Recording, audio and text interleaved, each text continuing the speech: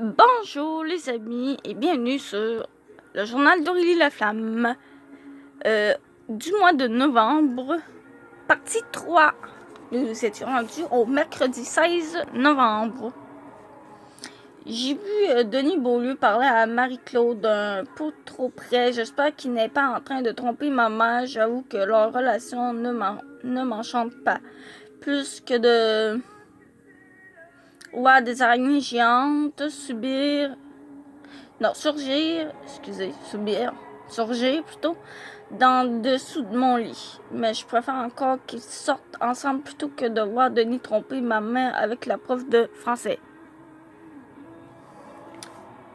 9h43, Kat pense que je suis complètement parano au sujet de ma mère et ne me comprend pas du tout. Je n'ai pas osé lui rappeler qu'elle a capoté solide quand elle a su que son hamster avait une vie sexuelle. Alors imagine si ça avait été sa mère.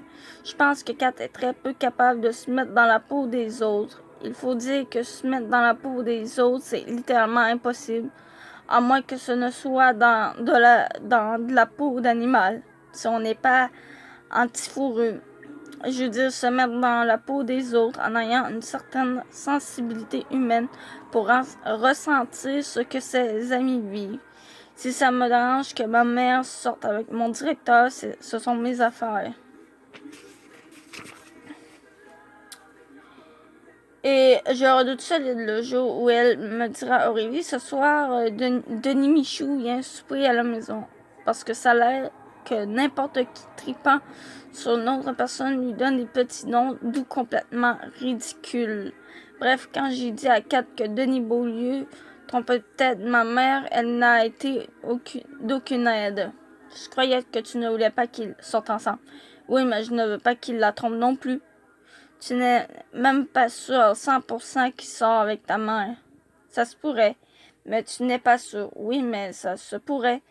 Mais tu n'es pas sûr. Pourquoi tu ne lui demandes pas directement quoi tes plans pour que je sois en retenue jusqu'à la fin de l'année? Non, à ta mère. Ces temps-ci, elle capote un peu moins. Ménage, on est plus proche. Je ne voudrais pas tout gâcher. Je comprends. La cloche des cours sonne. Kat et moi prenons place dans la classe de maths.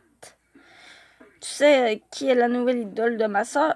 Avril Lavigne? Non, toi. Moi. Me semble qu'Avril Lavigne est quand même plus cool, surtout sa chanson. Nanana, Skater Boy, voyons. Bref. On va passer ça. Oh, il faut vraiment que tu travailles ton anglais. Pendant mon imitation ratée apparemment d'Avril Lavigne, les autres filles de la classe ont arrêté de parler et Jocelyne a dit « Hey, Britney Spears, si tu veux faire des maths ou t'inscrire à Star Academy. » C'est sûr que si on me donnait le choix et que j'avais vraiment du talent, je choisirais Star Academy. Mais j'ai dit des maths. En contre-cœur, je me suis écrasée sur ma chaise et je me suis retournée vers Kat qui se retenait tellement de rire qu'elle était toute rouge et que des larmes lui coulaient des yeux.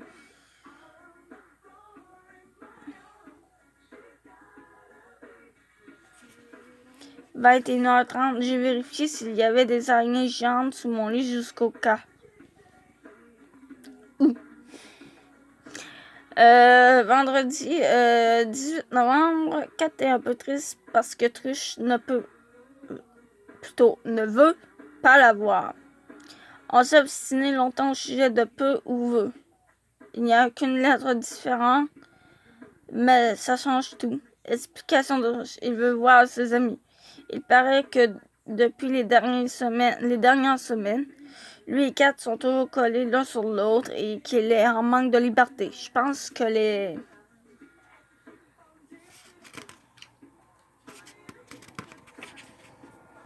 amis de Truche ont beaucoup plus de courage que moi. Le courage de lui avoir dit « Amen ». On ne te voit plus, remarque que dans le cas de Kat, je n'aurais jamais dit « Amen ». Je n'aurais même pas dit « Hey girl » ou « Hey n'importe quoi » parce que ce n'est pas mon genre de dire ça. Sauf que, effectivement, si une de nos règles était de ne jamais se laisser séparer par un gars, Kat ne l'a pas vraiment suivi et depuis qu'elle sort avec lui, j'ai l'impression que c'est la seule chose qui occupe son esprit. On dirait même qu'elle ne pense plus une seconde à David Desrosiers. 19h. On a mangé une tonne de nips et on a commencé à sauter sur mon lit en faisant du air guitare sur des chansons de Simple Plan. Kat a même recommencé à fantasmer sur David Desrosiers. Vive les nips. Ma mère est venue voir ce qu'on faisait et quand elle nous a vu sauter sur mon lit, elle a dit qu'on pouvait le briser à la poche pour une fois qu'on avait du fun. Quand ma mère est ressortie de la chambre, Kat m'a dit que je devrais vraiment lui parler de mes inquiétudes au sujet de sa relation avec DB.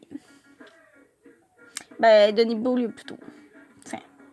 Kat s'est assise sur mon lit et elle m'a regardé longuement. J'ai pensé qu'elle avait un don de sucre, mais elle a commencé à parler sérieusement. Sérieux, c'est quoi ton bug avec ta mère? Tu ne comprends rien? Qu'est-ce que je ne comprends pas?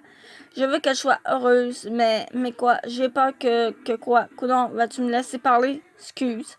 J'ai peur que ça fasse disparaître mon père, genre. Hein?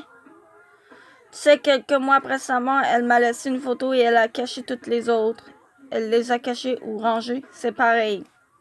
Non, moi je pense que quand quelqu'un meurt, il faut passer à autre chose. Continue à vivre. Qu'est-ce que t'en sais? Tu n'as vécu qu'une mort, celle de ton poisson rouge. Oh, Pluchy, je m'ennuie tellement de lui. Je me demande encore pourquoi il a sauté en dehors de son bocal maudit niaiseux de poisson rouge suicidaire. Et Caprice est une dépravée sexuelle. Ha ha ha ha. Tu sais, c'est peut-être vrai que je n'ai pas une grande expertise dans le domaine, mais t'as coup que ta mère devienne heureuse et que le fait qu'elle se sente bien fasse qu'elle soit encore plus capable de parler de ton père. Ça lui donnera encore plus de place, genre. 4, quoi?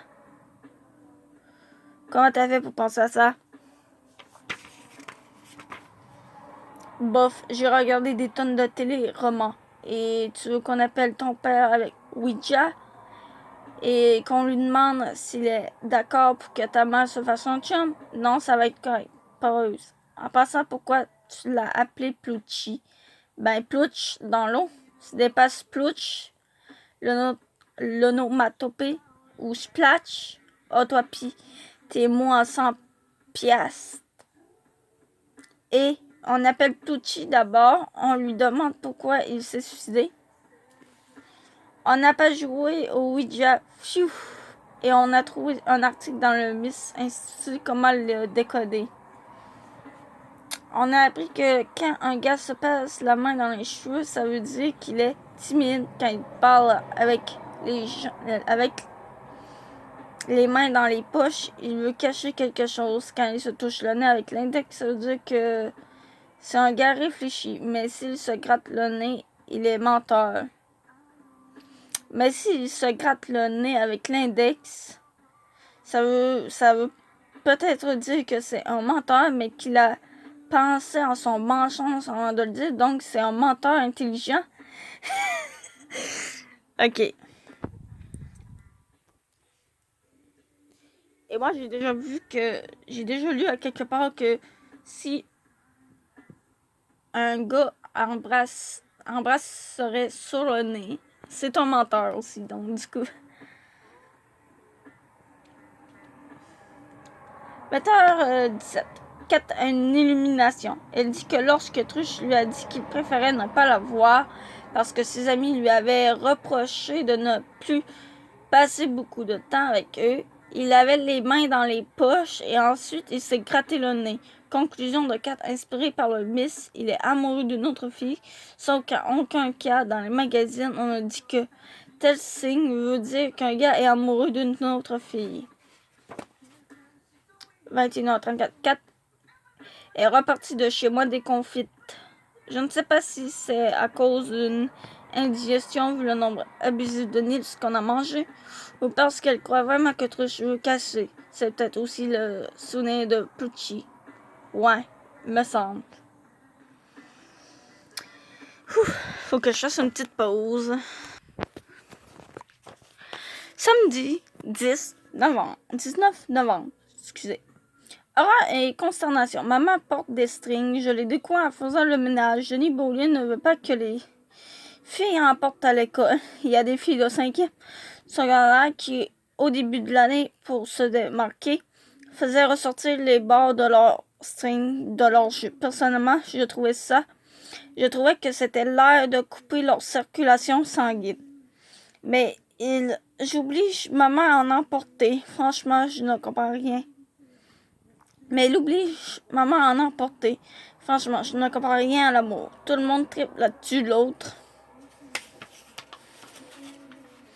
Le jour où j'ai entendu Justine Simard dire qu'elle était au régime parce qu'elle ne pognait plus avec les gars.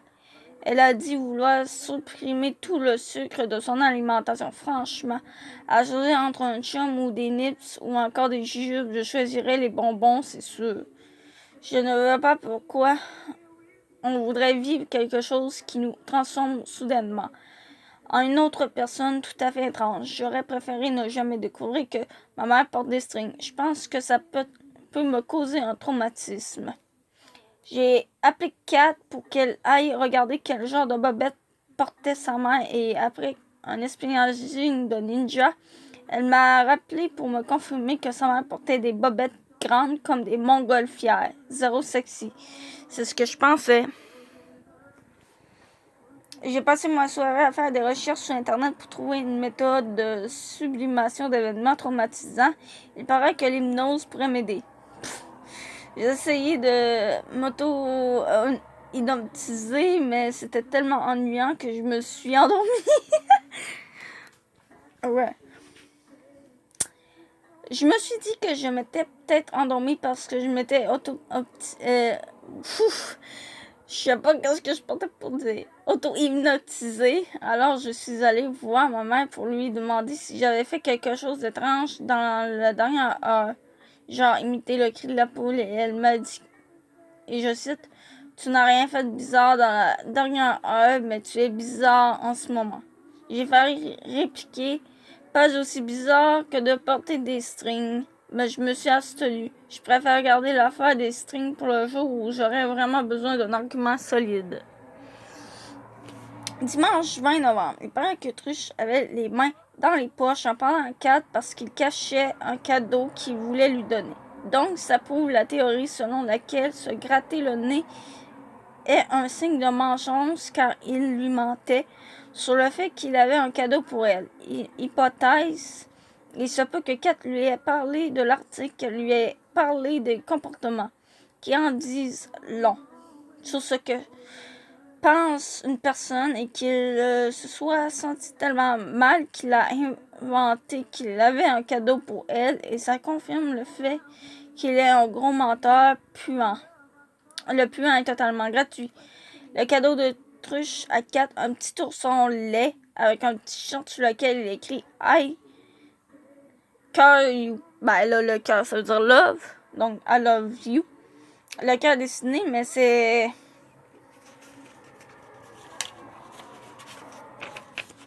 Ce que ça veut dire, littéralement, et ça ne veut rien dire I call you. C'est totalement dépourvu de sens syntaxique. Si Kat et Truche étaient en France, en français enrichi, il saurait ce que c'est un vrai sens syntaxique. Il saurait que la phrase « Mon cœur bat pour toi » est correcte syntaxiquement parlant, mais que « je te cœur » ne veut absolument rien dire. C'est pas ça que ça veut dire. Ça veut dire le cœur, ça veut dire love. Pour ceux qui ne le savent pas, le cœur veut dire love. Donc ça fait I love you. Et non I care you qu'elle dit, là, comme qu'elle dit. Ça veut vraiment dire constatation. L'amour rend les gens quétaines, différents et retardés. Voilà.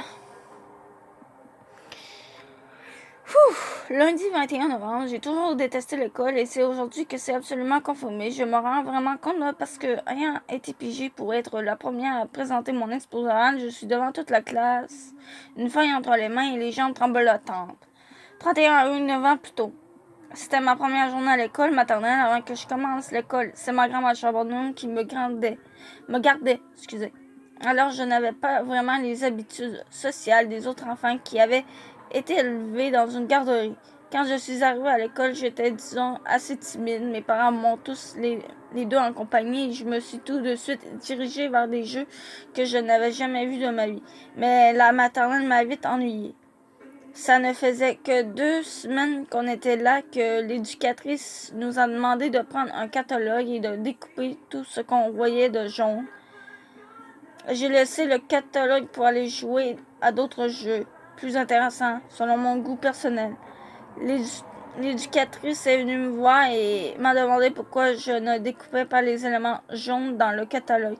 Et je lui ai répondu parce que ça ne sert à rien. Ce qui me semblait évident, même à 5 ans. J'ai eu une très mauvaise note pour mon comportement toute l'année. En fait, le comportement a toujours été ma note la plus faible. Retour au lundi 21 novembre.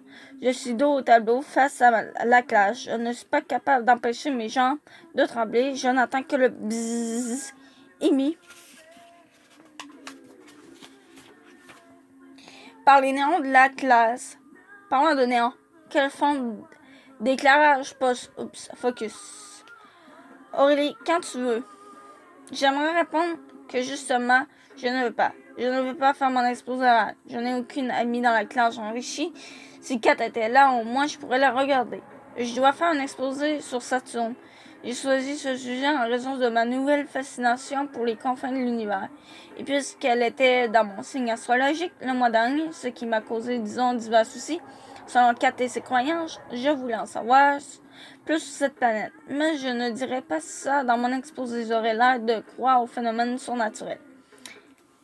Hier soir, ma mère m'a dit d'imaginer tout le monde en bobette. J'ai été étonnée qu'elle parle de bobette, mais je ne lui ai pas avoué que j'ai découvert sa nouvelle passion pour les petits dessous sexy. Ah merde, non seulement je n'arrive pas à imaginer les gens de la classe en bobette, mais maintenant j'imagine ma mère en string.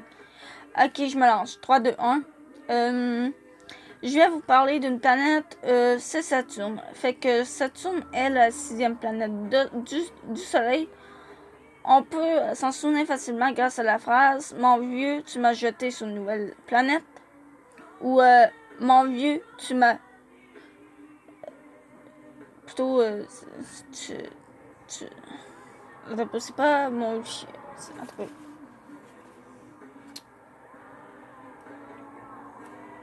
Non, c'est pas tu m'as, mais tu marches justement sur une nouvelle planète. Ça vient de revenir.